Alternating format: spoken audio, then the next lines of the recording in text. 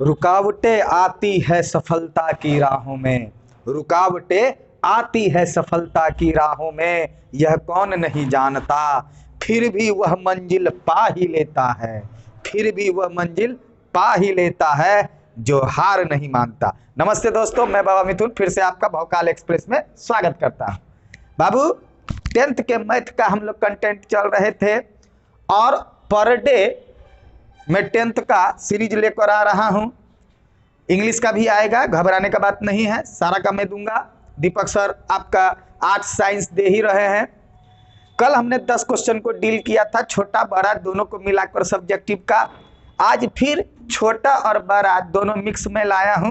पहले छोटे को देख लेते हैं, 2 नंबर वाले प्रश्नों को, और उसके बाद बड़े वाले प्रश्नों को देखा जाएगा। ए बाबू, पहला प्रश्न कह रहा है, यह सारा जो सीरीज आपको दिखाई दे रहा है, यह 5 क्वेश्चन का यह कोऑर्डिनेट ज्योमेट्री का है, अर्थात निर्देशांक ज्यामिति से लिया गया है। कहाँ से लिया गया है? निर्देशांक ज्यामिति से लिया गया है, कोऑर्डिनेट ज्योमेट्री से लिया गया है। पहला क्वेश्चन कह रहा है, 2 बिंदु P 2,-2 तथा Q 4,2 को मिलाने वाले रेखाखंड के मध्य बिंदु का नियामक ज्ञात करें। जिन्होंने यह चैप्टर को पढ़ा होगा उनको बेहतरीन ढंग से आता होगा निकालने कि ये बाबू मध्य बिंदु का नियामक कैसे निकलता है। x1 + x2 यही वाला सूत्र है, जाके देखिए बन जाएगा।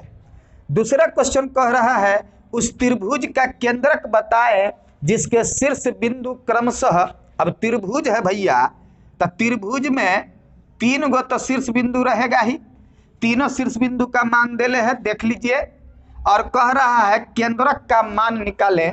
तो जिन्होंने भी इस चैप्टर को पढ़ा होगा उनको पता होगा x1 + x2 + x3/3 करते हैं, y1 + y2 + y3/3 करते हैं।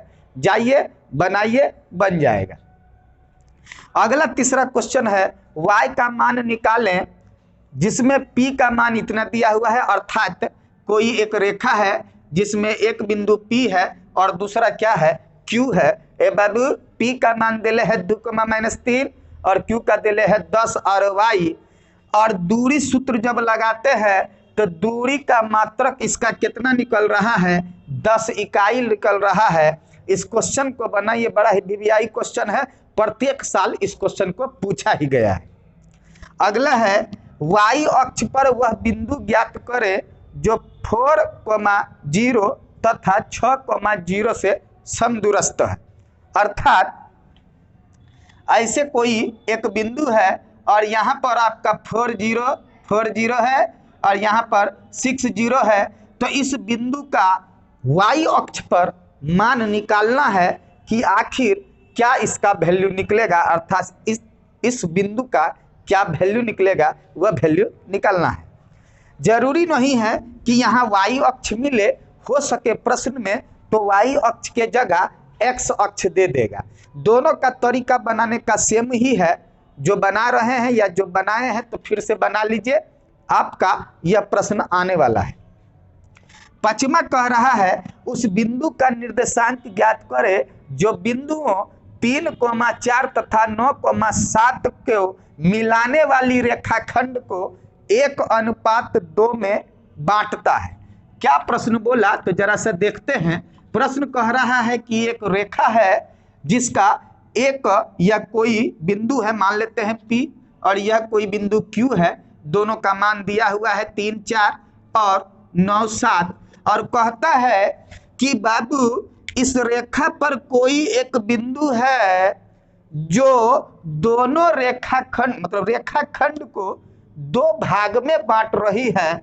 इधर वाला भाग 1 है और इधर वाला भाग 2 है।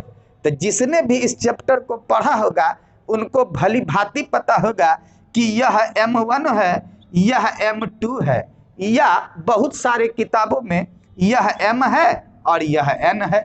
बाकी आप तरीके जानते ही होंगे। तो बाबू जल्दी से इन 5 क्वेश्चनों का स्क्रीनशॉट ले लीजिए। अगला 5 क्वेश्चन चलते हैं। अगला जो क्वेश्चन है बाबू, यह 5 नंबर का फिक्स है, कोई भी शिफ्ट रहेगा ये 5 नंबर एकदम में आएगा। जो ग्राफ विधि सीख लिया है तो 1, 2, 3, 4 और ये 5, ये 5 क्वेश्चन बना लीजिएगा, हूबहू यही क्वेश्चन आएगा।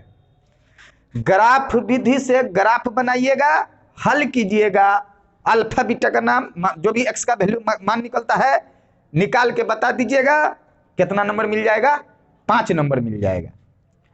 अगला है बाबू मूल ज्ञात करें। आप जान रहे हैं, कल भी हम बताए थे, द्विघात समीकरण का सवाल है। द्विघात बहुपद में भी मूल ज्ञात होता है, समीकरणों में ज्ञात होता है। तो अल्फा बीटा ज्ञात कर लीजिए, अर्थात एक्स का वैल्यू मालूम कर लीजिए, आपका बन जाएगा। ज्यादा नहीं बाबू, 2 नंबर का ही आएगा, लेकिन 2 नंबर अहमियत रखता है। अगला है हल करें। देखिए फिर वही द्विघात है, द्विघात है, ज्यादा नंबर का नहीं है, लेकिन 2 नंबर फिक्स है। तो भैया ये सब क्वेश्चन जब फिरिया फलारी 2 नंबर ला रहा है तो क्या दिक्कत है लेने में। हम तो कहते हैं फ्री में जौहर भी मिले तो एक बार खा के देखो, फिरिया खाने में मजा आता है। अगला कह रहा है विविक्तर या विवेचक ज्ञात कर। आप जान रहे हैं विविक्तर और विवेचक क्या होता है, इसको डी से सूचित करते हैं, पढ़ा होगा। तो बाबू 1-2 क्वेश्चन देख लीजिए, इसी पैटर्न पर आपका विविक्तर या विवेचक पूछा जाएगा।